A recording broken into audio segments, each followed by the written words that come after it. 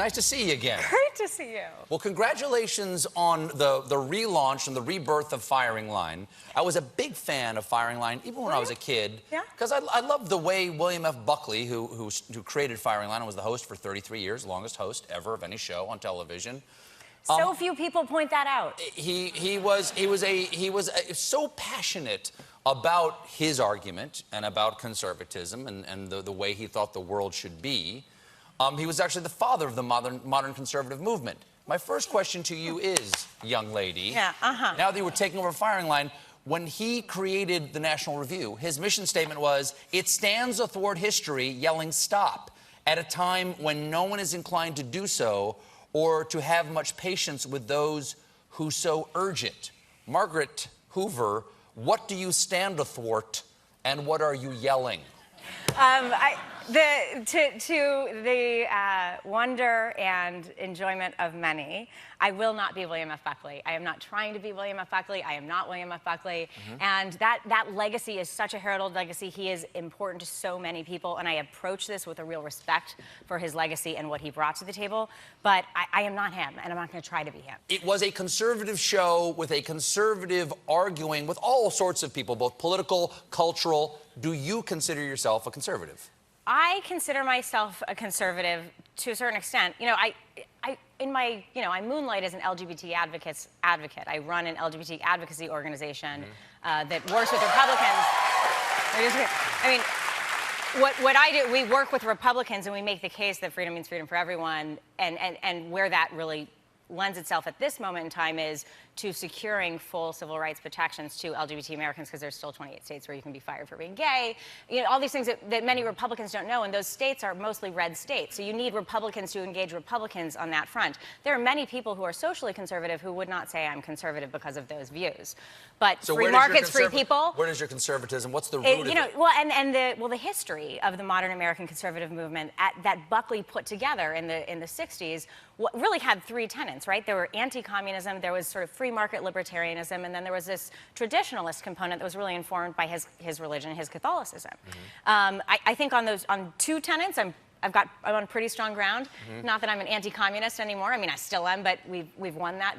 History has passed that point. It's been overtaken by events. We're not fighting communism. A little bit. We're backsliding a little bit. And that's actually where the concern becomes more relevant again, because there are these authoritarian regimes that are gaining an ascendance and credibility. And when you ask millennials now whether they think it's imperative that you live in a liberal democracy, only 30% of them agree. So I do think we need to make these arguments anew. Do they know what that means? Because when you say liberal democracy, some people only hear the word liberal, and they don't mean that the base of that idea is a free democracy. Right, and the terms are important. And when you drill down, I think you're right. You've characterized it. They don't think it's critical to live in a free society or know necessarily what the tenets of free society are. So what I think we need to do, both on this show and generally, I think this is probably the largest contest of my life, is make the case for the ideas behind the Bill of Rights, for free speech, for freedom, for individual freedom. I mean, this is where I fall on the side, and I think that's the major contest of our moment. Do you think that the modern conservative movement that Buckley birthed from his head,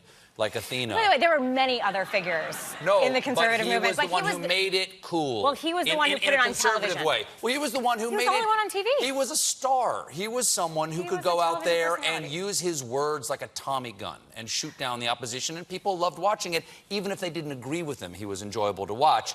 But do you think that conservative movement that he helped, he was one of the major figures that created, do you think it even exists anymore?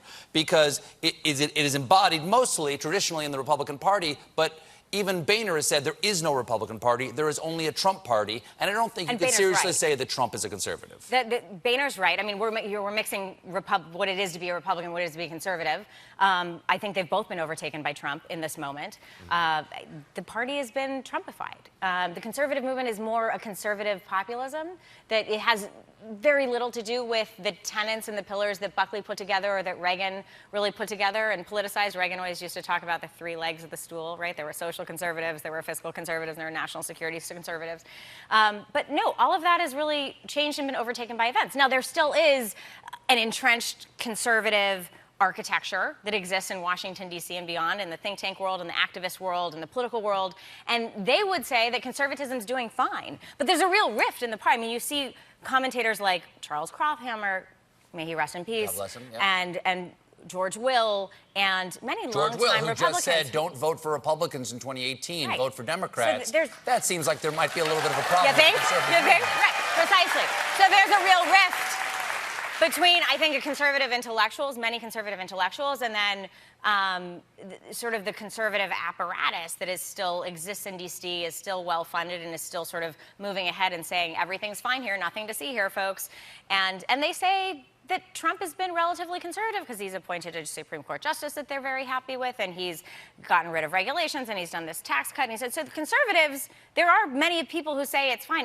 I'm more with George Will and Charles Krauthammer and the folks that have a real problem with the president and his approach. We got to go, but before we do, what gives you hope?